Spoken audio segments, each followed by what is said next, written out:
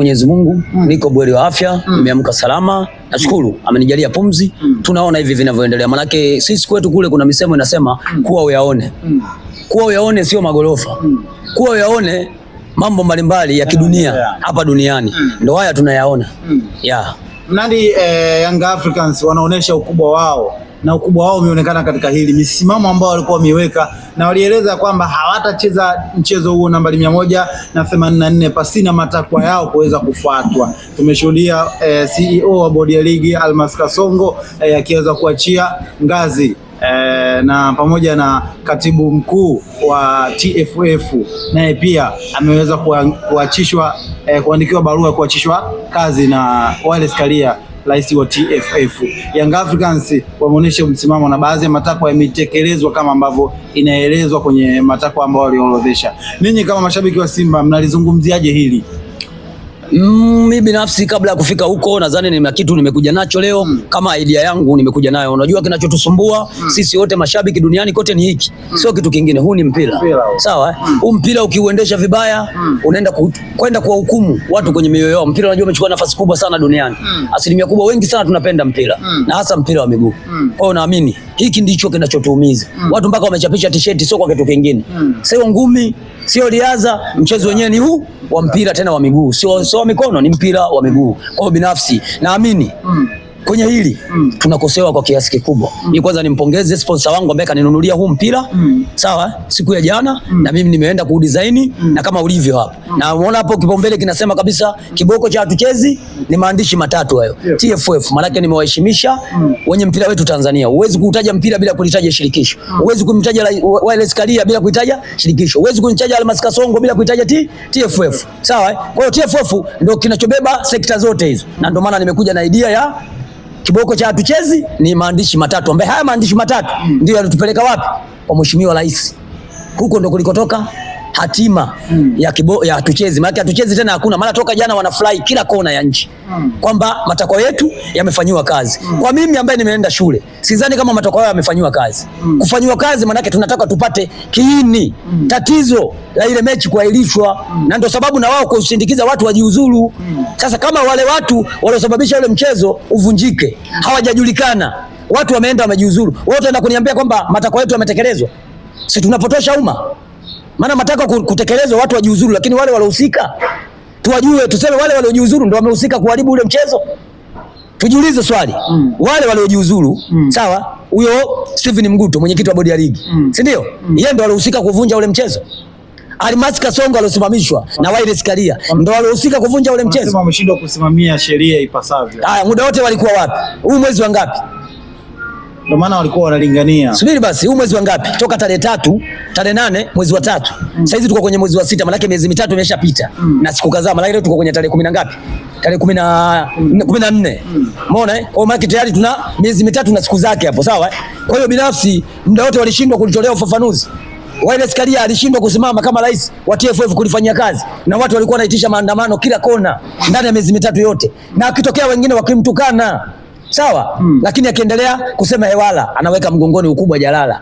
Lakini baada kuona viongozi wa vilabu viwili kuitwa kule Dodoma na Mheshimiwa Rais, baada ya picha zao tu kupostiwa mtandaoni, baada ya dakika kadhaa baadaye tunaona taarifa kwa umma kutoka TFF kwamba mchezo umesogezwa mbele mpaka tarehe 25, lakini hatukupewa sababu yoyote ya mchezo kusogezwa mbele. Tumeona tu taarifa mchezo namba hiyo umesogezwa mbele mpaka tarehe 25 mwezi wa 6, lakini hakuna sababu yoyote ya msingi tuliopewa sawa kupeleka tena mbele mchezo huo, wakati hii ni mara ya 3 sasa unasogezwa mbele. Mheshimiwa Rais licha ya kuingilia kati na kuweza kutafuta suluhu katika hili, ina maana kwamba naye pia ameenda kama ambavyo matakwa ya Young Africans yalihitaji baadhi ya viongozi kung'atuka katika ngazi za uongozi kwenye shirikisho la mpira wa miguu.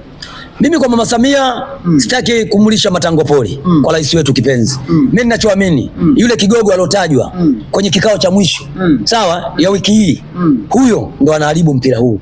Na huyo ndio yalotoa tamko la tarehe kupelekwa mbele. Nani huyo? Kigogo sikatajwa, mimi sijui ni nani. Lakini alikamwe sikasema kwenye kikao chao mule ndani kuna kigogo katajwa. Na huyo kigogo alotajwa sio TFF. Sawa Na sio kigogo labda kwenye mifugo. Kigogo yuko serikalini. Yuko serikalini. Kama yupo kwenye serikalini ni nani? Au katajwa kigogo yuko nyuma mwiko pale? au katajwa kigogo yuko Azam FC au huyo kigogo katajwa yuko Simba Sports au katajwa yuko Namungo kigogo katajwa yuko wapi? Serikalini. Ndio sababu ya mechi kufanyaje? Lakini alikamwa kufanyaje? Hakumtaja, ila akasema kigogo kutoka wapi? Serikalini. Tujiulize hao waliojiuzuru siku ya jana usiku. Je, huyo kigogo kashajulikana? Maana shida ya ule mchezo sio watu kujiuzuru. Tunataka tujue huyo alosababisha ile mechi kuvunjika ni nani? Na wao wanasema kwenye kikao chao walihoji CEO wa bodi ya ligi Almas Kasongo alikiri ya kwamba kuna kiongozi alipiga simu kutoka ngazi za juu ya kwamba Simba wazuiliwe wasiingie kufanya mazoezi. Nao waliuliza ni nani, nao hawakutajiwa jina ni nani. Mimi nafsi siwezi kusikiliza ya kwenye kikao kwa sababu mimi sikuwepo kwenye kikao. Ila nasikiliza ya yule aliyosema. Unaambiwa siku zote kuna msemo unaosema alokutwa na ngozi ndio mla nyama, kwa sababu ngozi uliokutwa nayo wewe ndio ya mnyama huyo. Haijalishi nyama kala nani, ngozi si unayo wewe. Wewe ndio utatujulisha kwamba nyama kala nani. Kwa hiyo sisi tunadili na Alikamwe. Alikamwe ndio alioitisha presi ya klabu yake kuambia umma kwamba tumetoka kwenye kikao yazungumzwa humo yote kwa yote, lakini alosababisha mchezo ule kuvunjika tarehe 8 mwezi wa 3 sawa, ni kigogo kutoka serikalini. Serikali gani? Eti ya Zanzibar, serikali ya Burundi, serikali ya Rwanda, ya Uganda, Kenya au Zambia au hapa Tanzania, au ya hapa Tanzania, kwa sababu katajwa kigogo tu wa serikali lakini hajulikani huyo kigogo wa serikali wa nchi gani.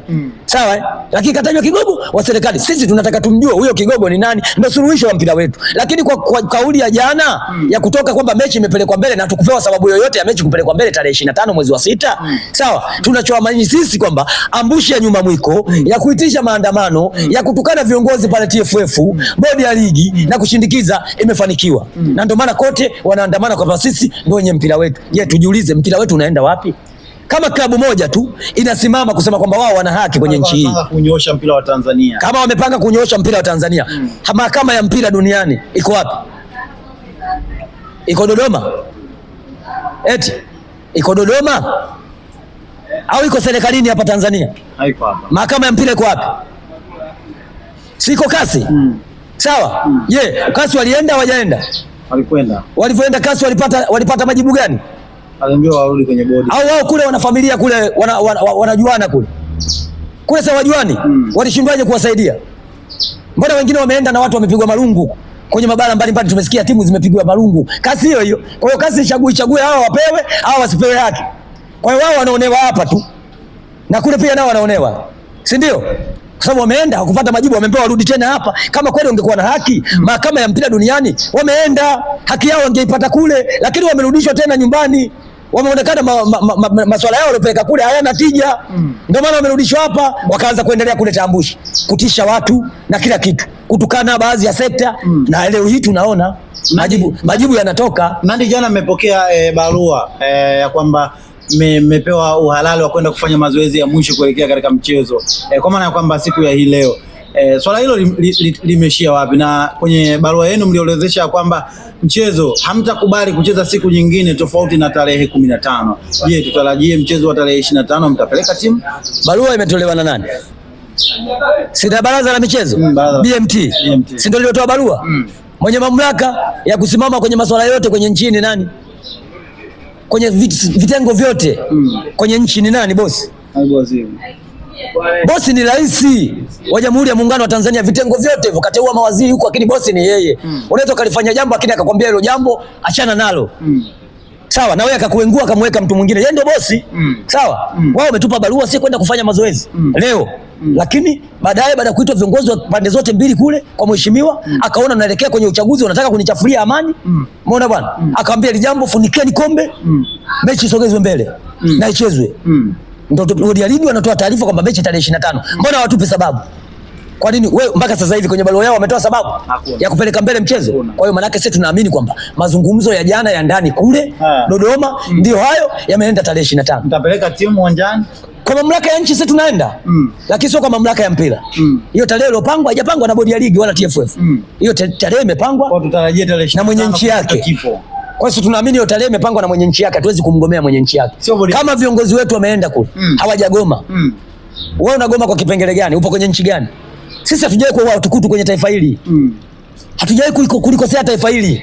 Sisi kila kinachofanywa kwenye taifa hili tunafuata. Lakini hao washafanya makosa makubwa kwenye taifa hili. Sio mara ya kwanza hii. Lakini bado wanafumbiwa macho. Yale maandamano walikuwa wanayafanya yale. Kama angefanya Simba, sasa hizi ungesikia nini kimetokea. Lakini kwa sababu wanafanya wale waliopewa mwenge kopi, ndio wanaonekana wenye nchi. Watu wametulia. Licha mama kuingilia kati, ni kama haukulijibu vizuri, lakini matakwa yamefuatwa mule kama ambavyo walitaka Young Africans. Ina maana kwamba mama hakuna tofauti aliyoweka zaidi ya kuambia tu waende wakacheze na watu kung'atuka katika ngazi za uongozi. Nakwambiaje, mama atatafutiwa kutupiwa zigo la lawama, lakini huyo kigogo alotajwa, huyo kigogo na mimi yupo muda mrefu. Sawa? Huyo ndio ataendelea kuharibu mpira huu daima na milele. Na nyuma mwiko atautawala mpira wa Tanzania daima na milele. Lakini mmeshamjua. Mimi simjui. Wewe humjui? Mimi simjui, katajwa kigogo tu. Ila kwa sababu katajwa serikalini na hajatajwa serikali gani, sababu kila nchi ina serikali. Kwa hiyo siwezi jua kama huyo kigogo ni wa hapa nchini au wa nje wa nchi hii. Lakini katajwa kigogo wa serikalini. Huyo ndio anatuumiza sisi kwenye mpira wetu. Na huyo ndio alopanga tarehe 25. Sasa hao kujiuzuru, unafikiri dawa hiyo? Hao walojiuzuru kazi bure. Maana yake walojiuzuru kuna watu wataenda kuchukua mamlaka. Hao nao kesho nao watajiuzuru. Nandi, mmebakiza mechi mbili kabla ya kukutana.